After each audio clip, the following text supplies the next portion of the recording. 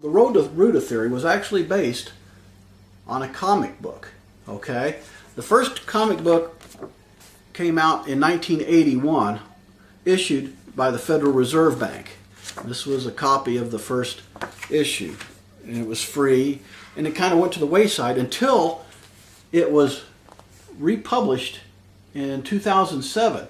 This is the same comic book, just reprinted and kind of updated with virtually the same message in it. You can kind of see that the Boston Federal Reserve Bank issued it in 2007. And this is called Wishes and Rainbows. There is a teacher's guide that comes with this that's called Road to ROOTA, and that's where Bix gets his name for his theory, is from that teacher's guide. The little girl in this book is called ROOTA. And one thing you might want to know is Bix Weir feels that Alan Greenspan and the Federal Reserve Bank are the good guys. Well, I know that may be hard to believe, but that's part of his theory. Before I get into this cryptic message offered by the Federal Reserve, a couple of Bix Weir's conclusions that you'll want to know is that he feels the collapse of the fiat monetary system will be total and complete, equalizing the playing field between the haves and the have-nots, and that all paper, electronic debt, and assets will evaporate with the collapse of the fiat money system, and those that have perpetuated the outrageous and monstrous crimes of the past 100 years will be hunted down and prosecuted, if they're lucky. The U.S. will issue a new gold-backed currency domestically, allocating it according to future Social Security payments due. That's kind of important, so remember that. Let's see, and the U.S. will allocate much of the new gold-backed money to support the funding of schools, police, yada, yada, yada, for a fully functioning society. Globalization will end upon the collapse of the derivative structure, and all countries will end global trade, concentrating on their own internal commerce. All U.S. overseas troops will return home to protect our borders and ensure the safety of all of our citizens. The U.S. population will be fully employed. The United States will tap into its vast natural resources that have been hidden away for years in the national parks, military bases, and sites deemed ecologically sensitive. And a vast array of new energy technologies will be revealed, since there will no longer be a need for the oil standard that has supported the U.S. dollar for the past 50 years. And the implementation of the new monetary system will usher in a new glorious new golden age that the world will embrace after years of being led around like sheeple. So his Road to ROOTA theory is basically going back to a commodity-backed treasury note, gold, silver, commodities, things of that nature. So I want to get into why this comic book has led Bix Weir to believe to his Road to ROOTA theory. So let's do that. Okay, let's go through the comic book that was released in 2007 by the Boston Federal Reserve, called Wishes and Rainbows. I've crossed out the words and substitute them with words that Bix Weir feels that if you substitute in will explain how we're going to go back to the gold standard. So we begin by going deep beneath the ground between Boulder's Ridge and Gopher Junction lies the little town of Pebbletown. Now if you substitute Boulder Ridge with Canada and Gopher Junction, Mexico, and Pebbletown, USA, that's basically saying that, here's the USA. And the little town looks like any other except for one thing. There is no color. Substitute no color with the fiat money system. Okay? Because of the lack of color, substitute lack of color with fiat money system. All the houses look alike and every street seems like any other street. The little Pebble people and substitute Pebble people for U.S. citizens look the same, each about 6 inches tall, and instead of pretty pink blouses and blue pants or yellow scarves, they wear only whites, blacks, and grays. Okay, so it's very colorless, right? The Pebble people, again, U.S. citizens, are not happy in their world of fiat money system. For centuries, they have heard stories of a legendary color land, and here we substitute the gold standard or the commodity-based currency. And they long to look upon the blues, reds, and yellows they have heard so much about. Now,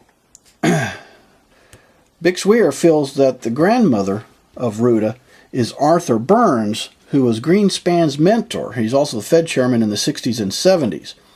And ROOTA will play the part of Alan Greenspan. It's interesting to note that ROOTA was also a term in computer programming, ROOTA, of which Alan Greenspan invented the the computer financing algorithms program. And of course, Alan Greenspan was also a big gold bull early on, so that's why he thinks ROOTA is Alan Greenspan. So on with the story. And then Jack saw the goose flap its wings and lay a magnificent golden egg. What does golden mean, Grandma? Oh, ROOTA, golden is one of the beautiful colors of Colorland, which again represents the gold standard, along with the blue and the red and the purple and oh, so many others. All my life I've dreamed of seeing the things that the stories describe, a tree's autumn colors or a flower's softly tinted petals. But if Colorland is so beautiful, Grandma, why doesn't anyone ever go there? And again, Colorland is the land with the gold-backed currency. Because the people who live in Colorland, again, the big people, which are the Rothschilds, military-industrial complex. So the big people who live in Colorland are very big and might accidentally step on any U.S. citizen who visits. And our people are afraid to go there. And besides, nobody knows how to reach Colorland, again, how to get to the gold standard. Some say you can get there through the caves near Cobblestone Canyon, which Bix feels is actually a secret gold mine in the Grand Canyon. And Bix also feels that there may be a heck of a lot more gold out there than they're letting on. So it goes on to say, ROOTA, I'm not afraid, Grandma. I often play in those caves, and someday I'll find the way to Colorland and bring back some of those colors.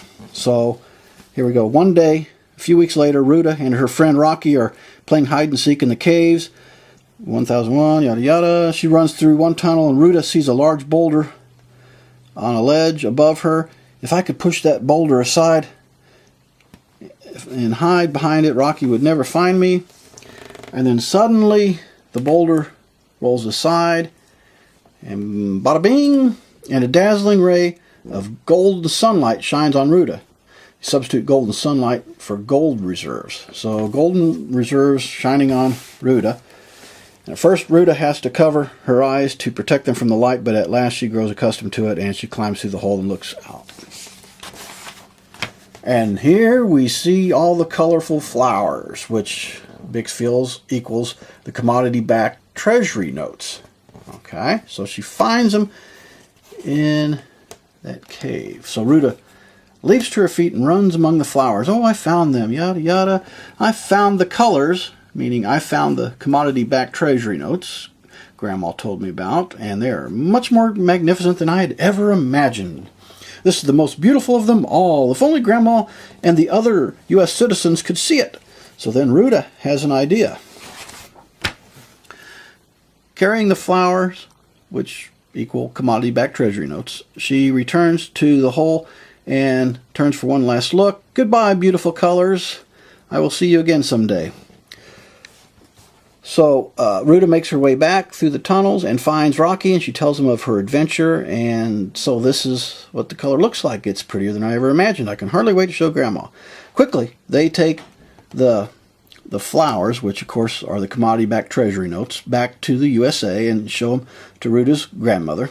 "Oh, Ruta, it's the most beautiful thing I've ever seen. You've made me very happy." "But what should we do with it, Grandma? The people of Pebbletown, USA, have been without color, gold-backed currency, for so long. Why don't you and Rocky plant it in the town square?" The children follow Grandma's suggestion, and now all the people will know what pretty color is. And here they all comment on it, right? Wouldn't it be wonderful if every citizen of USA could have commodity-backed currency? All right. So Ruta and Rocky are summoned before the mayor, and Bix feels that the mayor would be represented by President Ford. And so, as mayor, I instruct you to go back to Colorland and bring back more flowers. Happily, Ruta and Rocky return to the caves, but a rock slide has closed off that whole tunnel. What do we do now? Don't be sad, we still have one colored flower, but everybody in Pebbletown wants one. They will never be happy unless we find more. We must search for another opening to Colorland, or to the gold standard. Look, Rocky, there's golden light ahead. Hooray, another entrance to Colorland, or the gold standard. But soon their joy fades. Look, Ruta, the golden light is coming from that little hole in the ceiling. But it's so high, even the tallest ladder in the United States could never come close to reaching it. We have searched all through the caves, and there's no other entrance to Colorland, or commodity-backed reserves. Cheer up, the people of Pebbletown will have to learn to share the colors of our only flower, of our only commodity-backed treasury note. But so many people will want one. So they return to Pebbletown, and it says, "Oh, look, Ruta, the bright and pretty flowers have become wilted and gray." Oh, what a shame. But then the flower sheds 3 hard black tears. And black tears, you substitute oil-backed currency, or the petrodollar, I would imagine. So the flower's colors, the commodity-backed treasury notes, cannot live without the golden light, or the gold reserves of the world above.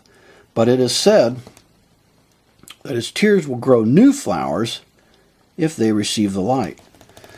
So this gives Ruta an idea. "Come on, Rocky, let's go back to the cave."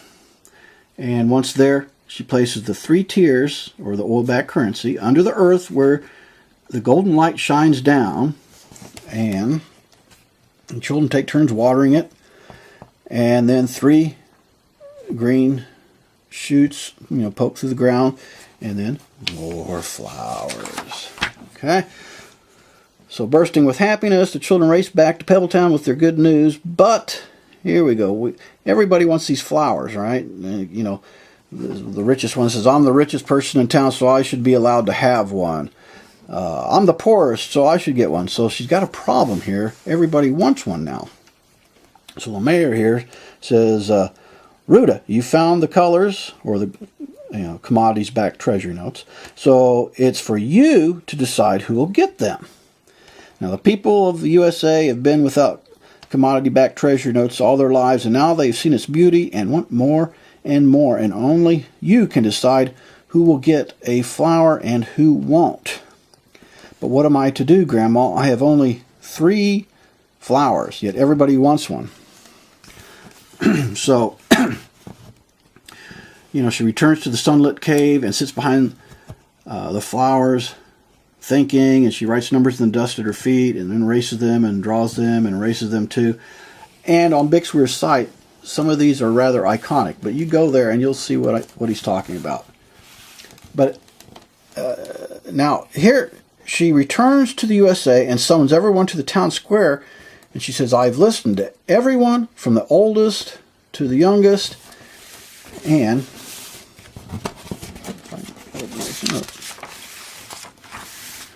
Ruta calls the first 3 names and hands each a commodity-backed treasury note. When those 3 flowers lose their colors, we will use their tiers, or the petrodollar, to plant more, and in time everybody will be giving a flower. And then it ends, years have passed, a rock slide has opened another hole in the ceiling and created another sunlit cave, and now the Pebble people can grow twice as many flowers as before, and the streets of Pebbletown are lined with beautiful colored flowers.